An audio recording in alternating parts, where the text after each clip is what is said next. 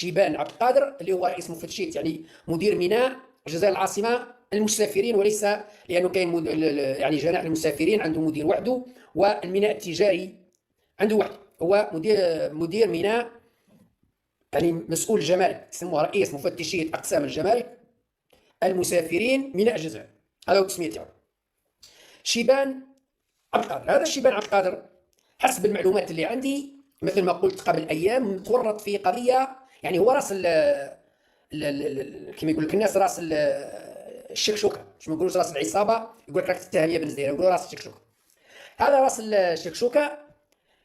كاين قضيه تكلمت عليها قبل ايام، لكن لحد الان حسب مصادري من مرميطه الجمارك هناك اطراف فوق الفوق تريد التغطيه على هذا الملف اللي تكلمنا عليه قبل ايام، اللي هو قضيه المزاد العلني لونشير. اللي متورط في القضيه هو هذا شيبان عبد القادر رئيس المفتشيه مع مجموعه من الضباط، عنده عدد اخر متورطين في القضيه. القضيه هذه وش حكايتها؟ حكايتها انه جماعه الجمارك، مدير الجمارك هذا وجماعه لمدوا السلعه هذيك اللي سيزيوها، سيارات وماتريال ومخلطه من كلش، سوايع، ذهب، بيس ديطاشي، موتورات، لبسه، عطور، ماكله تاع قطوطه، تاع فران، ماكله تاع حلوب، ماكله تاع كلش. اي حاجه يتم حجزها في ميناء العاصمه لمده سنه، عام كامل، هما يحجزوا واحد جزاء سيزي سيزي سيزي، يلمدوها كامل ويبيعوها، يديروا لونشير ويبيعوها. لكن لونشير تعرفوا تحت الطابله اللي يحبوا يمدوا السلعه هذه اللي لمدوها قيمتها الحقيقيه 200 مليار سنتيم. معلومات رسميه من داخل المرميطه، انا نعطيكم معلومات سريه. السلعه هذه التقييم نتاعها تقيمت ب 200 مليار سنتيم، باعوها الواحد ربح فلونشير زعما، بالرغم من انه هذا الشخص اللي شرى السلعه هذه متهم في قضيه طائرات بدون طيار تاع الدرون اللي شدوهم في سطيف، القضيه معروفه، هذوك الطائرات بدون طيار يشدوهم مدخلينهم بدون رخصه. هذا السيد اللي شرى السلعه شراها ب 20 مليار.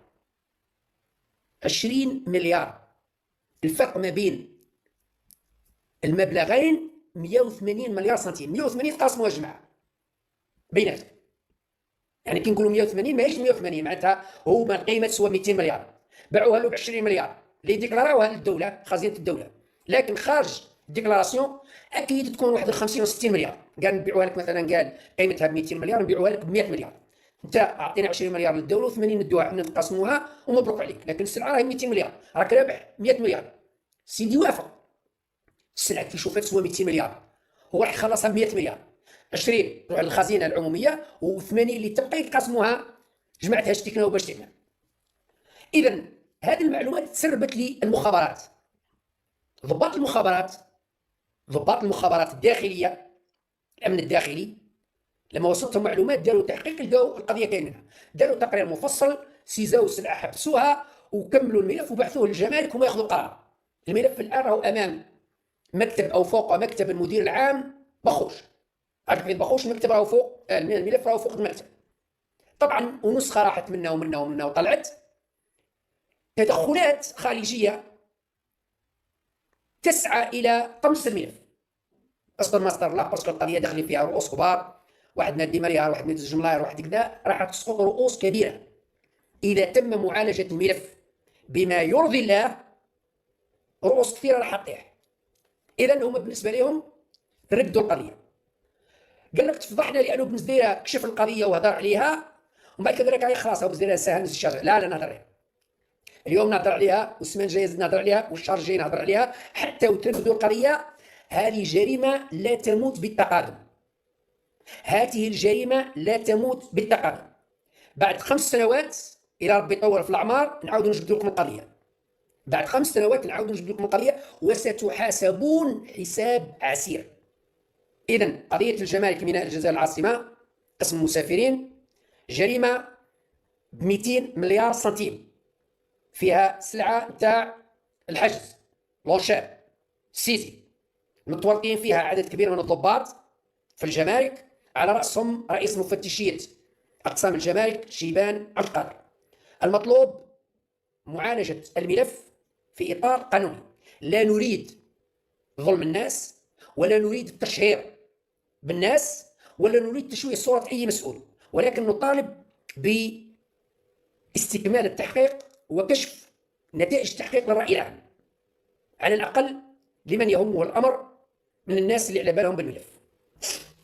الخبر الثاني اللي حبيت نقاسمه معكم وهو أنه حسب المعلومات التي بحوزتي، وراي المعلومات هذه اللي بحوزتي، خليني نشوف راني حطيتها. المعلومات التي بحوزتي نونو مانيطا. إذا تذكروا قضية تاع نونو مانيطا اللي متورط فيها ابن وزير الصناعة السابق علي عون. نعم، علي عون اللي راهو في الصورة مع سيمون ذربودن، مع زيتوني، ومع نظن هذايا شرقاوي اللي معاه الله اعلم، او نظن هذا هو على حسب الصورة آخر مرة. المهم اللي يهمني علي عون هنا في الصورة. علي عون هو رأس الحربة في قضية نونو مانيطا. نونو مانيطا اللي راهم الآن فيها ناس دفعوا الثمن راهم في السجن، تهمتهم الأساسية مساكن أنهم طبقوا أوامر علي عون، من بينهم مدير الحجار اللي هو شاب في عز العطاء في ريعان شباب والقرح مرمي في السجن لأنه طبق الأوامر تاع علي عون. قالوا بالتليفون نبعث لك مانيطا وبني مد لهم السلعة. من بين ضحايا نونو مانيطا رئيس الوزراء الحالي الوزير الأول غريب سيفي. نعم، غريب سيفي نحاه علي عون لأنه لم يطبق أوامر علي عون. لما بعث له نونو مانيطا قال له مد له السلعة، ما حبش يمد، لأنه غريب سيفي كان رئيس شركة، رئيس مدير عام شركة تابعة المجمع إيميتال هذا تاع الحديد. بعث الوزير علي عون، بعث هذا نونو مانيطا مع بنو ومع جماعة، بعثوا شيكور قال له روح ادي السلعة من عند غريب سيفي، ومن عند واحد اسمه بابوري، ومن عند واحد اسمه اللي راهو نظن مدير تاع مجمع مدار الآن، واسمه نسيت اسمه بعد فكر، ويدخل الجنرال السابق تاع الجيش، نسيت الاسم تاعو الله يرحمه، عقاد نسيت اسمه. المهم اللي يعرف فكروني يا جماعه، فكروني واحد. المهم هذه الجماعه علي عون كان يرسل هذا نونو مانيطا لمدراء الشركات اللي تابعين ليه باش يمدوا الحديد على اساس انه في رايه، على اساس انه غير صالح للاستعمال، لكن هو صالح للاستعمال يبيعوه بالكيلو، ومشترك مع وليد علي عون. من بين الناس اللي ورطهم مدير الحجار سابقا اللي راهو في السجن، مدير انا نسميه مدير روكارات، يسمح لي والله نسيت اسمه، واسمه خمان. خمان اللي راهو دركا اللي عمو الجنرال خمان الله يرحمه. ثاني نفس الشيء كان يرسل له، وعدد كبير من المسؤولين، من بينهم هذا مدير اسمه تاع الروكارات، واسمه يا ربي نسيت اسمه، وليت ننسى، انا بدا يحكمني الزهايمر لاني عندي مده ما هضرتش عليهم. المهم كاين مدراء الشركات اطارات دوله يكلموا الوزير الو او يجيك مانيطا استقبلوا وريقل له واش يعتب. كاين جماعه اللي مساكن، نقول مساكن لانهم طبقوا الاوامر، جاه مانيطا قال له ندي كذا وكذا، قال له مدام الوزير قال لك ادي رزق البيت. فورميتال تسع اسمها المدير، فكرني في اسمه المدير والسماء، المدير والسماء اللي راهو في الحبس، او في الحبس ثاني مسكين، او في الحبس ديجا عنده مشاكل مسكين، اولاده وعنده مريض وعنده ربي، والله يا ربي يسامحهم، قسم بالله ربي يسامحهم، قسم بالله ربي يسامحهم. هذا الظلم، هذا الظلم ظلمات يوم القيامه، تحاسبوا يوم القيامه. الوزير اللي كان يؤمر في الناس راهو يتنعم برا، والناس اللي امرهم مساكن وطبقوا الاوامر راهم في الحبس مرميين. هاضر مع اللي امرهم، اللي ضربهم بالمارطو. اذا القضيه هذه تاع نونو مانيطا، المعلومات اللي وصلتني اليوم انه تم برمجه سماع المتهمين نونو مانيطا يوم 17 ديسمبر، يعني بعد غدوه، يعني نهار الاربعاء راح يسمعوه في غرفه الاتياف في عند قاضي التحقيق في سيدي محمد. وكي نقولوا راح يسمعوه، المعلومات اللي عندي انه سيتم اطلاق سراحه بناء على امر، طبعا بعد طلب الافراج، بعد ما يسمعوه بعد 17 ديسمبر هذا ممكن نسمعوه بعد اسبوع، والله قال يطلقوا سراحه على ذمه التحقيق، استكمال التحقيق لكن افراج مؤقت.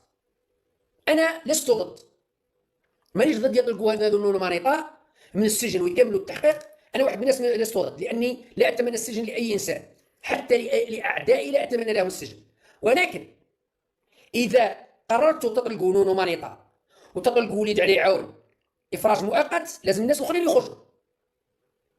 لازم باقي إطارات الدولة، مدير هذايا مدير الحجار، ومدير هذايا الروكارات، ومدير كذا، ومدير اللي راهم في الحبس مساكن، راهم عندهم أكثر من عامين في الحبس، هذو لازم نفس الشيء يطلقوا سراحهم إفراج مؤقت ويستكملوا التحقيق. ما تطلقوش نونو مانيطا اللي يمشي كما يقول لك الناس بالمانيطا تاع الشكار تاع الدراهم، لأنه شريك وليد علي عون صديق والباش، وتخلوا الاخرين مساكن في السجن. هذا الامر غير مقبول، هذا الامر غير مقبول، هذا ظلم، والظلم ظلمات يوم القيامه. اذا نونو مانيطا يوم 17 بعد غدوه الاربعاء سيمثل امام قاضي التحقيق لاستكمال التحقيق، سمعوا في الموضوع، وممكن يديروا له افراج حسب المعلومات اللي عندي، رايحين يديروا افراج. نتمنى انه يديروا افراج لباقي المتهمين واستكملوا التحقيق، واستكملوا التحقيق. اوكي.